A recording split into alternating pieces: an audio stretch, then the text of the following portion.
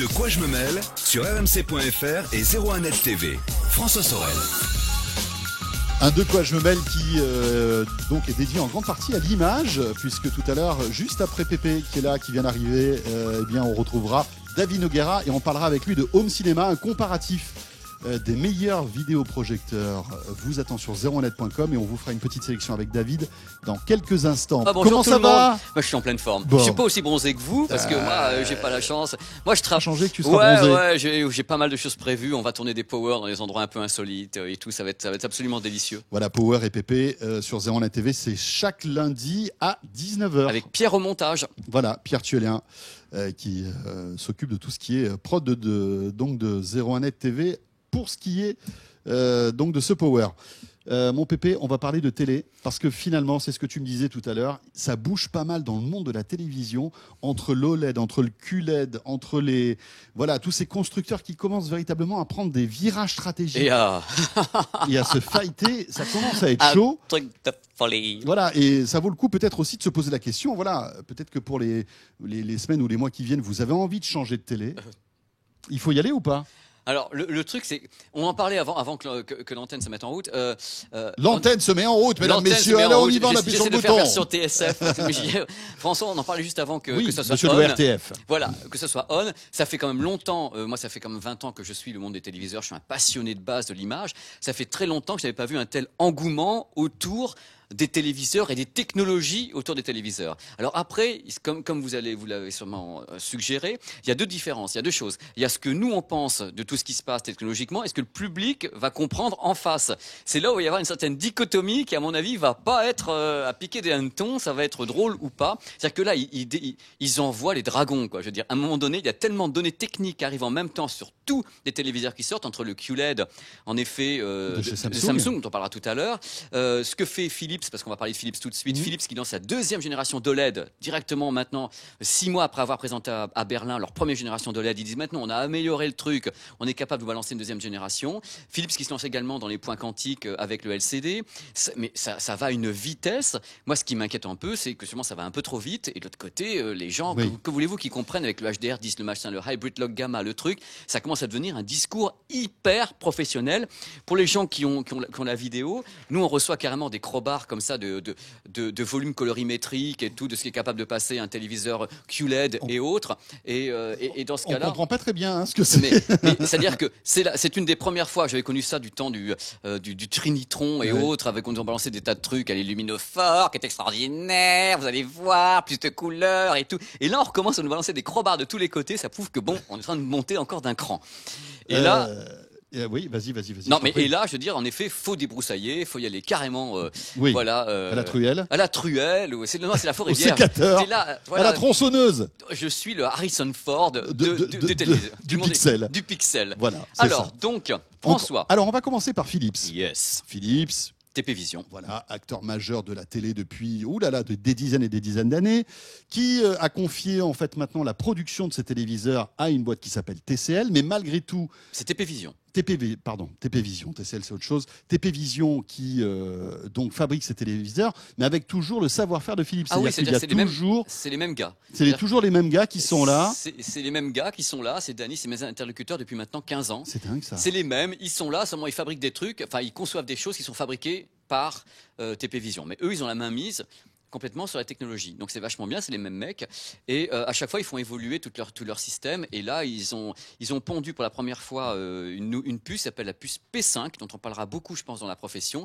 C'est une puce 5 en 1. C'est qu'avant, Philips, dans tous ses téléviseurs haut de gamme, avait 3 puces différentes pour traiter toute l'image. Donc le contraste, le machin, la rémanence et autres. Là, c'est une puce unique. C'est la première fois que TP Vision fabrique un monstre de compétition, le truc capable de traiter des milliards d'informations et tout le tremblement. Donc c'est un vrai petit ordinateur. C'est un petit ordinateur. Donc c'est le P5 Perfect Picture Engine avec l'accent des bons jours. Je suis impressionné. Pas moi, parce que là. À Dubaï, tu vas bien te faire comprendre. Là, mais je sais pas ce qui va m'arriver. Donc là, alors je vous explique comment ça fonctionne. En fin de compte, la puce est capable carrément d'analyser ce que font souvent ce genre de produits, la source entrante, c'est-à-dire quand le signal arrive, d'abord il y a une détection complète à l'intérieur de tout ce qui va ou tout ce qui va pas. C'est-à-dire analyse en temps réel. Et après, bien sûr, compensation de tout ça. C'est-à-dire qu'en effet, elle travaille sur la netteté, la couleur, le contraste et le perfect motion pour la rémanence. Donc cette puce est installée dans le nouveau téléviseur OLED de chez Philips, qui s'appelle donc, cette jolie bestiole a un nom de code que je vais retrouver, qui s'appelle le 55POS 902. Donc c'est le nouveau téléviseur qui permet d'avoir 99% du gamut de signal professionnel, cinéma, DCP1, 3, machin truc. Donc là, on est carrément dans des trucs qui vont très très loin. Oui. En termes de qualité, on voit que donc Philips a fait le choix de l'OLED. En tout cas pour certains modèles. Ouais, c'est leur deuxième, ils ont toute une gamme de LCD. Mais ils s'intéressent à l'OLED, ça veut dire qu'ils y croient. À fond. D'accord. Ils font appel à LG, c'est-à-dire que ce sont les dalles, les dalles LG ou pas? Ils n'ont pas trop le choix, parce qu'il n'y a que... Il n'y a que LG, parce que j'avais cru comprendre qu'il y avait aussi un constructeur chinois qui est en cours. Qui est en cours. Voilà. Et il y a LG qui est en cours également d'une deuxième usine, parce qu'ils s'aperçoivent que qui est finalisée, mais qui n'est pas encore en production, si mes informations sont bonnes. Donc la stratégie de LG de miser sur l'OLED est plutôt bonne, parce que non seulement ils fabriquent eux-mêmes des télés, mais en plus ils vendent leurs dalles à Philips, à Sony aussi, visiblement. Panasonic, Philips, Sony, Love, Grundig, Changhang. Ils vendent à tout le monde parce que... on a l'impression qu'LG devient maintenant finalement un fournisseur de dalles. Mais ils étaient déjà avant sur le LCD. Mais le truc, c'est, moi, la question justement qu'on se posera dans Power lundi, c'est est-ce qu'en effet, tout ça prouve que LG a gagné son pari de l'OLED? Est-ce qu'on peut dire que le pari est gagné? Est-ce qu'on peut dire que le pari est gagné, sachant que malgré tout, les ventes sont encore timorées? On voit des gens comme Philips, des marques comme Philips qui investissent très rapidement sur l'OLED. Donc on peut dire qu'il y a quand même un engouement, parce que Philips, vous l'avez dit, c'est surtout une énorme aura au niveau de l'Europe. C'est-à-dire que Philips a un poids au niveau de l'Europe, peut-être pas mondialement, mais au niveau de l'Europe, c'est très fort.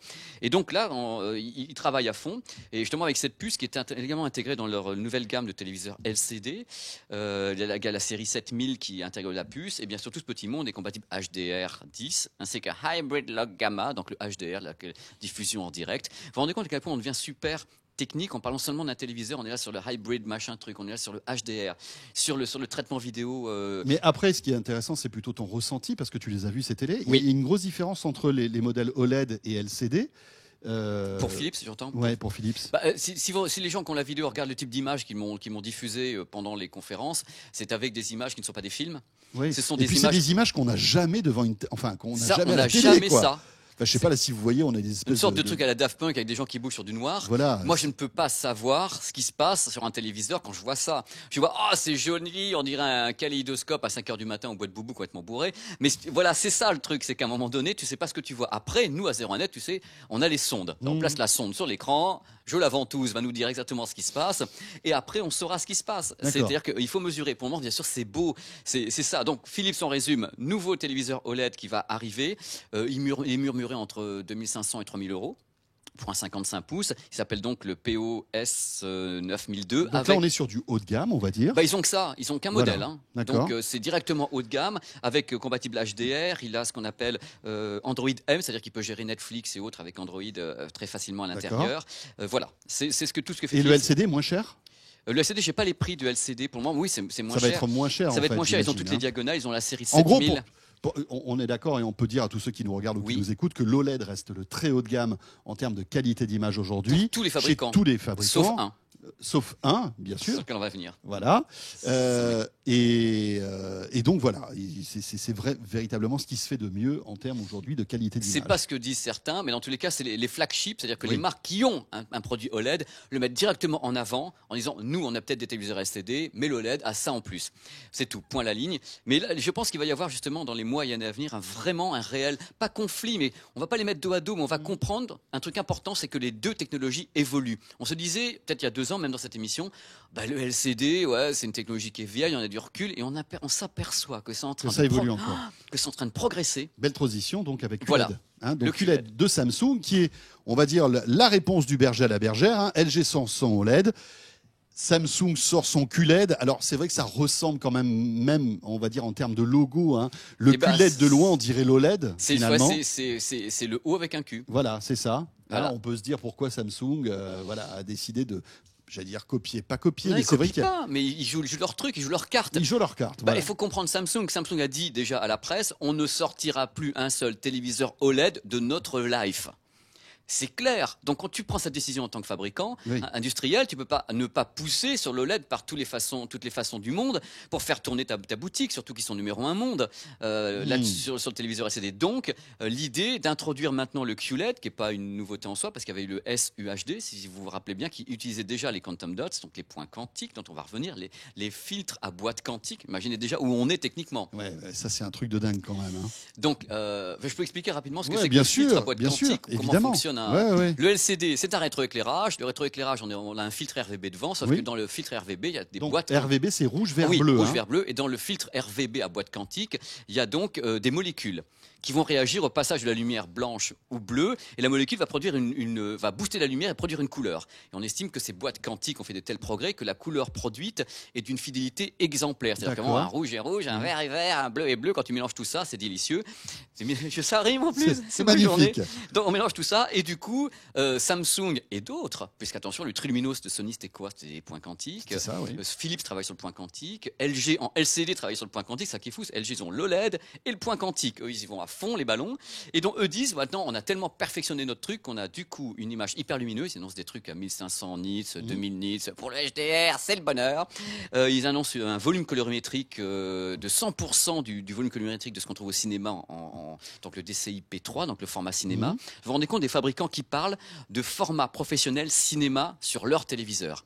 C'est là la nouveauté, c'est qu'on va tellement loin que ces produits pourront être utilisés en post-prod. Voilà, ça devient des moniteurs en fait. À un moment donné, moi quand j'ai Ouais. vu les caractéristiques techniques du QLED, même si on n'a pas encore mesuré vraiment ici à 01net, j'ai dit c'est un matériel qui est professionnel. Et même ce que présentent les autres marques, on est dans une sphère où maintenant les matos poussent tellement en téléviseur qu'on se dit là c'est du secteur pro. Et c'est là la différence. Oui, après la question c'est est-ce qu'on a, je veux dire, tous l'œil pour voir cette différence-là? Est-ce que ça s'adresse pas, on va dire, à une clientèle un peu élitiste? François, vous avez raison. C'est-à-dire qu'à un moment donné, vous rentrez dans un magasin, vous voyez, est-ce que les gens vont voir, c'est des couleurs? Ah, l'image, elle est belle. Voilà, l'image est belle. Alors, belle ou super belle ou très belle, est-ce que la nuance est là? Ces produits qu'on a vus sont bien sûr des images de démonstration qu'on peut voir à l'écran avec des couleurs de partout, ça pétille. Et là, on est là, c'est génial. Mais c'est des images qu'on ne verra pratiquement jamais Non. à la télévision, hein, parce que la télé, qu'est-ce qu'on regarde? Le JT de 20h, Hanouna si on n'est pas en forme, et puis de temps en temps des films. Ou Netflix, quand ils vont commencer à produire vraiment en HDR, il y aura quand même des choses. Tout ça est créé pour la HDR. Il faut savoir que la chaîne complète qu'essaient de penser les fabricants, c'est HDR à la source et HDR au final. Ils pensent tous à ça. Netflix, Amazon, tout le monde pense au HDR, et donc ces téléviseurs doivent suivre derrière. Donc s'ils suivent, ça veut dire qu'ils montent dans un cran au niveau de la qualité technique, et là on est en secteur pro. C'est-à-dire que là on est dans des trucs complètement professionnels. Et ce que fait Samsung avec le QLED, que je comprends, c'est qu'ils sont en train d'essayer d'implémenter les espaces colorimétriques de tout le secteur pro pour avoir des téléviseurs qui sont meilleurs. Et donc, il y a plusieurs séries qui sortent. Il y a Q7, Q8 et Q9. Par contre, il y a un truc qui m'ennuie dans tous ces produits, c'est pas la qualité d'image, c'est le ticket d'entrée. Ah, c'est-à-dire qu'on a l'impression que tous ces constructeurs, on a parlé de Philips, on a parlé d'LG, etc., Oui. mettent en avant cette technologie pour oui. booster le prix du télé. Ils sont obligés de le booster, ça coûte cher à mettre en place, il doit y avoir du rebut en fabrication. Bien sûr. Donc, le ticket d'entrée pour les premiers téléviseurs QLED de Samsung, c'est 2200 €, le moins cher. Est-ce que c'est pas par hasard le prix d'un OLED? C'est ça. C'est là que je me pose la question. Ces deux technologies que je ne veux pas mettre dos à dos, mais quelque part, le consommateur doit se demander qu'est-ce que me fait plus un que l'autre. Ils ont tous les deux, et je le dis ici maintenant, tous les deux ont des qualités et des défauts dans les deux technologies.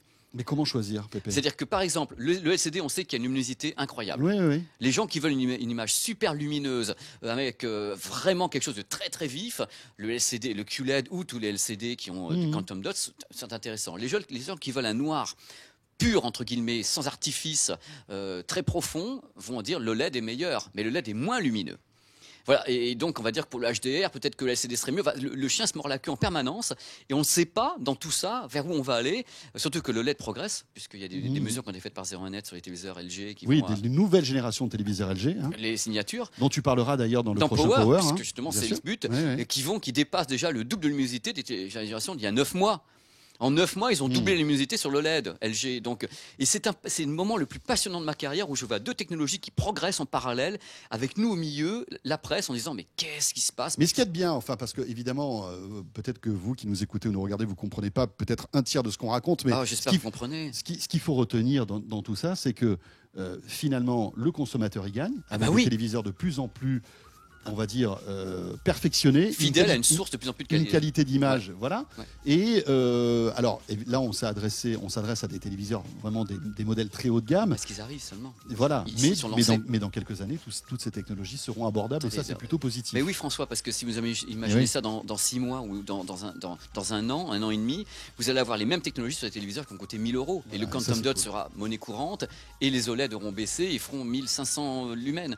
Voilà, le truc, c'est que c'est le début d'une ère incroyable pour les téléviseurs. C'est ça que c'était mon message. Ouais. Avec le QLED ou bien avec ce que font les autres marques autour des points quantiques, c'est le début de quelque chose de nouveau. Et puis, on voit aussi derrière en filigrane de tout ça, c'est que les constructeurs essaient de faire monter le prix du téléviseur qui s'est effondré ces dernières années. Regardez un petit peu, hein, si vous avez l'occasion, jetez un œil sur les promos. On trouve aujourd'hui des télés à 600 €, 4K, à 55 pouces, enfin des trucs de dingue. Donc là, je pense qu'ils essaient aussi, en marketant bien leur offre, d'essayer de faire monter le prix des téléviseurs haut de gamme. Évidemment, il faut remettre une carotte au bout du bâton. Voilà, c'est ça. Sinon, le marché n'est plus rentable. Si on continue à vendre des trucs à 500 €, il faut maintenant, donc le HDR est une façon de faire. Ouais, bien sûr. Les points quantiques, même si ça veut rien dire pour les gens, tiens, c'est le quantum dot, on a l'impression que c'est une série télé. Ouais, je veux dire, ouais. c'est quantum dot, on a l'impression que là, les martiens arrivent, quoi. Mais c'est pas comme Tom of Solace. Hein, c'est voilà, c'est James parce que c'est Bond, toujours le ça. truc, le quantum, on met dedans. Mais c'est ça qui est passionnant. C'est que là, il se passe quelque chose de nouveau, il y a une nouvelle ère qui s'ouvre. On parle de téléviseur dans le prochain Power. Ah oui, Ce à sera fond. lundi prochain, donc Ouais. sur 01net TV à partir de 19h. Ouais, avec des interviews justement d'LG et de Philips. Merci Pépé. Mais c'est moi, je suis ravi. Alors je sais que tu adores aussi tout ce qui est home cinéma, vidéoprojection, Je suis à etc. fond dedans, moi. Le top 10 des meilleurs vidéoprojecteurs vient de sortir. Il est sur 01net.com et c'est David Noguera qui viendra nous en parler. Qui s'y Tout à connaît l'heure. bien, le Ouais, David. il est passionné. Il a une méga salle home cinéma chez lui. 2 même. 2. Ah oui, on m'a dit, ouais. C'est- Premier c'est- étage, rez-de-chaussée. En fait, c'est un multiplex. son Complètement. appart. C'est Voilà. ça, hein. Il fait pas payer l'entrée, mais il fait payer les pop-corn. Voilà.